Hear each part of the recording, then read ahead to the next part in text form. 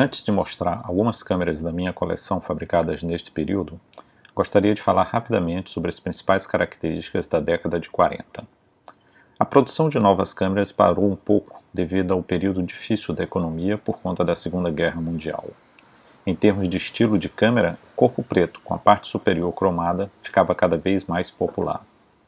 O alumínio pós-guerra passou a ser substituído por corpos fundidos inteiros. E o padrão de 35mm estava fortemente estabelecido, mas ainda tinham câmeras baratas que persistiam no formato 120 ou 620. O auge da câmera de Foley termina e as viewfinders assumem a liderança das câmeras amadoras. A madeira quase não é mais utilizada e a influência do estilo Leica da década de 30 predomina.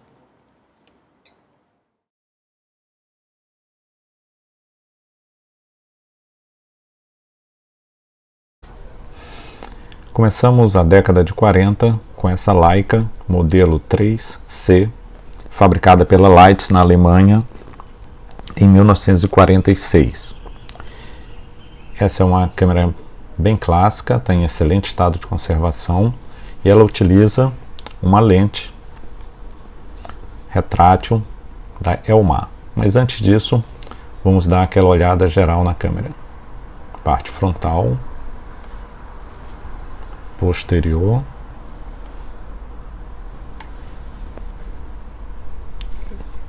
o topo e a base. Bem,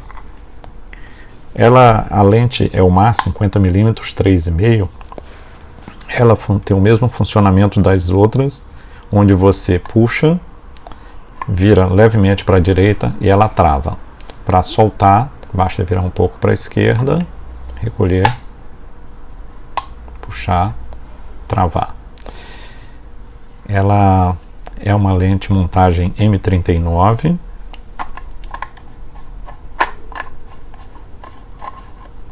Aqui você tem acesso à visão da cortina abrindo e fechando no momento do disparo.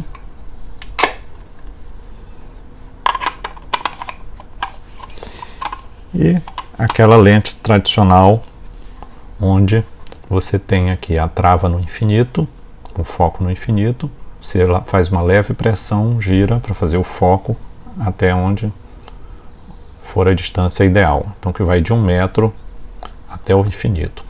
Toda vez que você for destravar a lente, destacar do corpo, você trava no infinito e gira, porque é uma lente de rosca.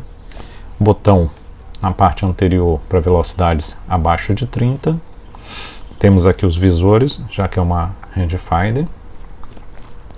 Na parte superior, o anel de velocidade, o botão de disparo e o botão que você coloca no A quando você for fotografar para avançar o filme, e no R quando for para rebobinar.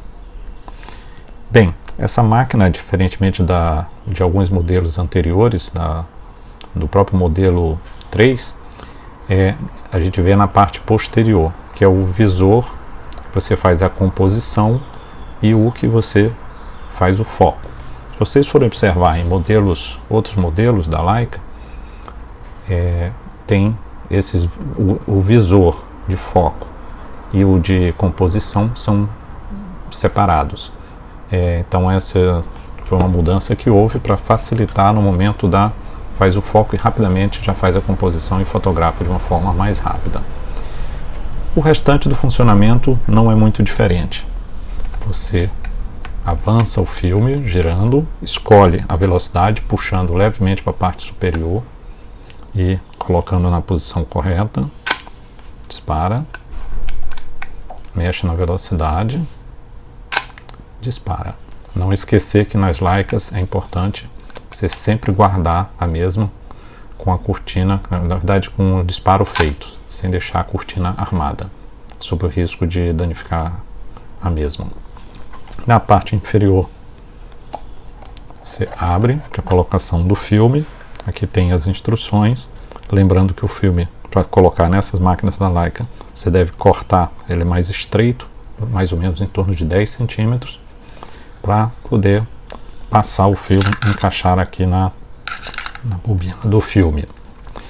Eu tenho aqui para mostrar para vocês um magazine para colocação de filme para Leica. Se você quiser usar um filme rebobinado, queria só mostrar aqui uma dica, aproveitar que isso aqui nem sempre você encontra essa informação na internet. Para você tirar aqui a estrutura do filme que vai ser rebobinado, você puxa levemente essa trava, ele dá acesso aqui à parte interna. Você vai engatar aqui o filme, colocar dentro da cápsula, achar exatamente aqui um pequeno canal que vai encaixar certinho nessa trava. Quando você coloca, trava, e ele esconde aqui o filme para não entrar luz no cartucho. Então isso é só um detalhe que muitas das vezes você tem dificuldade de encontrar na internet. É um magazine original da própria Leica. Bem, então acho que era isso dessa câmera. Não tem muita diferença em relação ao que eu mostrei na década anterior com o modelo 3A.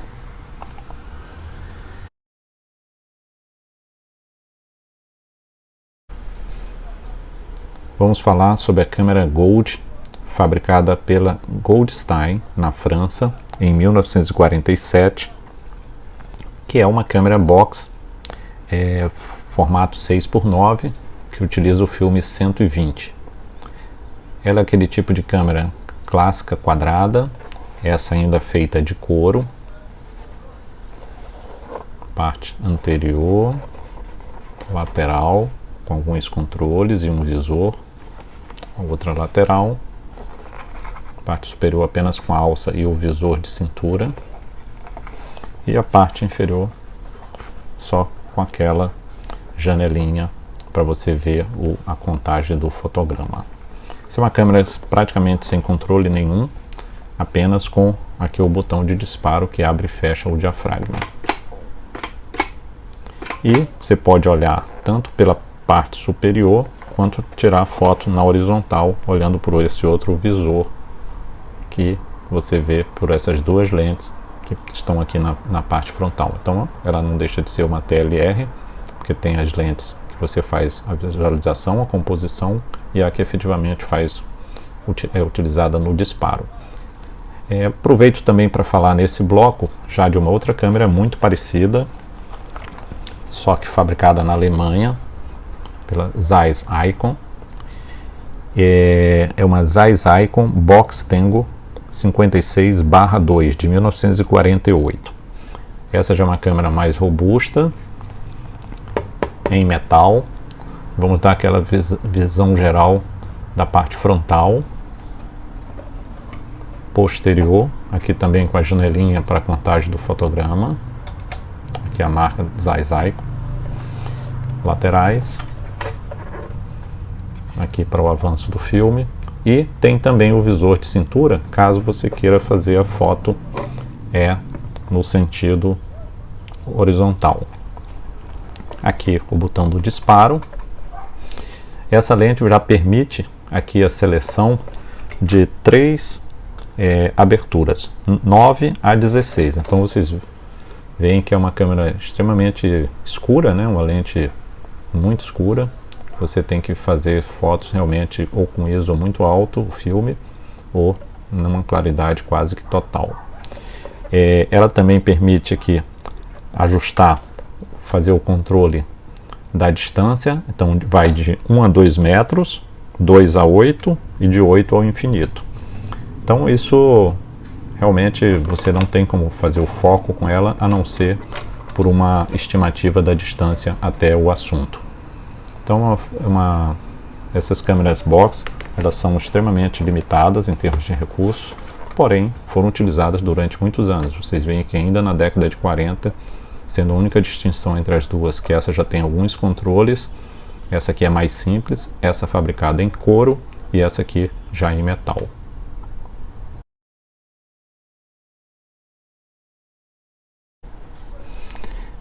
Essa é a câmera, é a San Giorgio Janua, fabricada em Gênova, na Itália. no ano de 1949. Ela é uma das várias cópias da Leica. Porém, essa câmera é muito especial, ela é rara e ela é considerada uma cópia perfeita em vários aspectos. E tem algumas especialistas que dizem que ela conseguiu ser melhor do que a original. Ela trouxe algumas inovações na época, mas antes de falar um pouco mais sobre ela, vamos dar aquela olhada geral. A parte anterior, posterior, topo e a base. Então vocês veem já a semelhança com a Leica que eu acabei de mostrar. Bem, ela tem uma lente retrátil, muito similar à da Leica. Você puxa, vira para a direita, ela trava, vira para a esquerda, recolhe. É uma lente da própria St. George, chama ESEG, é 3,5 com 50 milímetros, uma 50 milímetros com abertura de 3,5 fixa. Ela vai no foco de 1 metro até o infinito e tem o mesmo botão que você faz, destrava do infinito, faz o foco. Ela é uma rangefinder, tem os dois visores e vocês notem aqui uma entrada diferente que eu vou mostrar quando a gente for ver a parte posterior o que exatamente é isso aqui. Ela é uma câmera que trouxe como inovação, ela já tinha um controle aqui na parte superior, e é extremamente interessante, que é o controle de dioptria. Se você tem um grau positivo ou negativo, você regula para não precisar utilizar óculos quando for fazer a foto. E o diferencial dela, exatamente, que ele usa, não dá para mostrar aqui, você tem um tipo de fotômetro diferente. Você verifica uma numeração que está aqui dentro, que vai até 5. A luz que entra por essa parte anterior, que eu comentei, é que vai dizer qual é o que você vai colocar aqui, segundo o que está nesse botão, na fotometria, ou seja, a entrada de luz por esse compartimento vai iluminar aqui dentro uma numeração que vai até 5. Você seleciona aqui de acordo com o número, a velocidade e a abertura da câmera. O funcionamento de disparo dela é muito parecido com o da Leica. Você simplesmente arma, seleciona a velocidade e dispara. Vejam que ela é muito silenciosa, muito macia, está em perfeito estado essa máquina. Já testei com filme e funciona perfeitamente também. Ela tem um self-time também, diferentemente das Leicas. E na parte inferior é idêntica à da Leica. Você tem aqui a colocação do filme. Aqui você prende a ponta do filme, coloca a bobina e passa aqui por trás. Então é uma câmera muito interessante, muito bonita e realmente em perfeito estado de conservação para a época em que foi fabricada.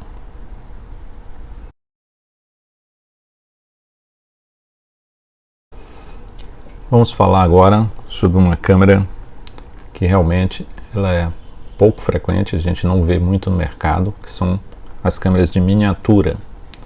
E essa câmera é uma Vestcam TKK, fabricada pela Taiyo Ducoque em 1949. Chamo de câmera de espião. Vejam só o tamanho dela em comparação à minha mão, ou em comparação, por exemplo, a uma câmera normal, uma câmera Leica, por exemplo. Então essa câmera é extremamente interessante. Vamos dar uma olhada geral na parte frontal, posterior, para visualização da contagem do fotograma e o visor, na parte superior e inferior. Vejam esse pequeno detalhe aqui na parte inferior, feita no Japão ocupado. Então essa é a principal característica dessas máquinas, que foram fabricadas com o final da Segunda Guerra Mundial e a dificuldade financeira que tinha no mercado decorrente da guerra. Eles passaram para poder proporcionar a boa parte das famílias que pudessem ter uma câmera no Japão. Eles começaram a fabricar essas miniaturas, e também pelo fato de que faltava material disponível para a fabricação de câmeras no pós-guerra. Então é uma câmera que funciona perfeitamente. O problema é que ela utiliza, devido à sua miniatura, ela utiliza um filme que é metade do filme 35. Você consegue comprar uns adaptadores que você consegue cortar o filme no tamanho. Existem algumas miniaturas que são 16 milímetros. Essa é 17,5, é exatamente metade dos 35 milímetros. Então, se você manualmente, numa sala escura, cortar o filme e colocar aqui no carretel, você vai conseguir fotografar com ela, porque ela está inclusive disparando aqui. Você seleciona aqui bulb 25 ou 50 e faz o disparo. Então realmente você abre, coloca o filme, tem um micro carretel aqui, e o filme, que se você conseguir rebobinar, cortar um filme 35 milímetros num change bag ou numa sala escura, você pode montar o filme, colocar e fazer as fotos. Existem algumas que não tem esse nome aqui, feita no Japão ocupado, porque essas daqui são raras, porque a maioria foram destruídas no pós-guerra. Então, Vestcam, TKK.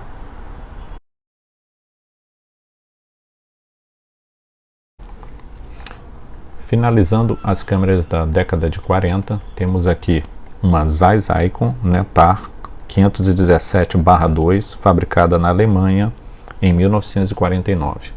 É uma câmera de metal com fole. Você aperta um botão na parte superior para abrir o compartimento. Ela utiliza uma lente